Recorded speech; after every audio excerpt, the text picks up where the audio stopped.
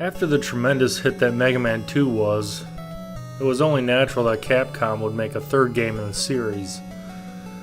Released in 1990, Mega Man 3 is probably my favorite of the original NES series. I'll admit that Mega Man 2's soundtrack is still number one, but as a game overall, and how I think of them both nowadays, Mega Man 3 does it for me.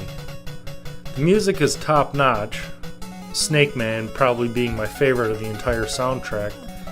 The bosses are designed well, the stages have the right amount of challenge, it all works. You once again take control of the Blue Bomber and go after several robot masters again. You aren't actually going for Dr. Wily off the bat, but more on that later.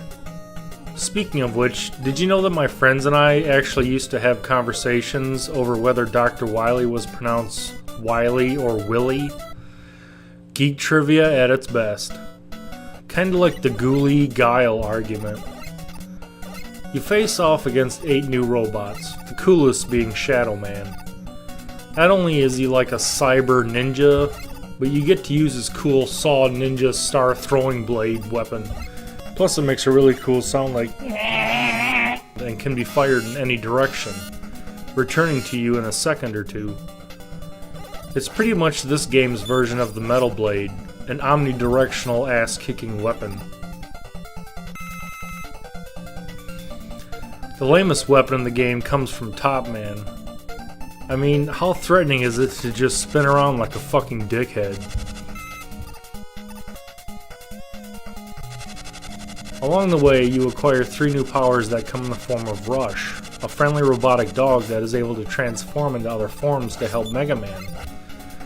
A springboard, a dog jetboard, and a doggy submarine.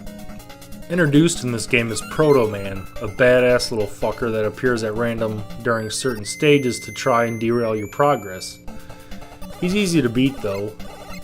You find out at the end of the game that he's actually your brother, so to speak. There are the usual pain in the ass parts though, like the disappearing block pit and Magnet Man stage, or the doofy moving platforms and Needle Man stage. Gemini Man, while not having an annoying part, does have the fun part with the fish eggs that turn into little tadpole things when fired at. What fish eggs have to do in a stage filled with glowing, shining crystals is beyond me. This is the first Mega Man where I think Capcom really increased the aggressiveness of the weapons you get. If you compare Mega Man 3 to its predecessor in terms of weapons, there's more missiles or technology-based attacks than the first one, in which a large majority were natural in nature. Unlike the first 2 games, you're actually helping Dr. Wily as well as Dr. Light collect parts for a peacekeeping robot called Gamma for the majority of the game. Unfortunately, this is bullshit, with Dr. Wily stealing the robot and turning back to his evil ways again. New in this sequel is Mega Man's ability to slide, which is an okay maneuver, although I rarely use it. As Capcom had done with Mega Man 2, they asked fans to send in boss ideas, with the best 8 being chosen for the game. In the end, they received upwards of 50,000 submissions, and I distinctly remember, in a certain issue of Nintendo Power, the article and information where you could send your drawings and ideas. Of course, my artistic talents at age 9 weren't anywhere near what they are today. Mega Man 3 was considered a rushed release, pun, no pun, by the development team at Capcom. They felt the higher-ups forced the release date before they had time to really polish it.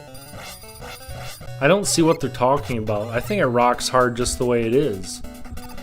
The stage design is terrific for the most part, although some of the areas with pits do get annoying. Especially, again, like in Magnet Man stage with those stupid freaking magnet puller things. Could they make it any harder? Not only do you have to deal with disappearing blocks and timing your jumps just right, but you have this big active magnet pulling you one way or another. Like, what the fuck? As I've said before, the soundtrack is very well done, with many memorable tunes that have become favorites. Unfortunately, Dr. Wily's stage music isn't as great as it is in Mega Man 2.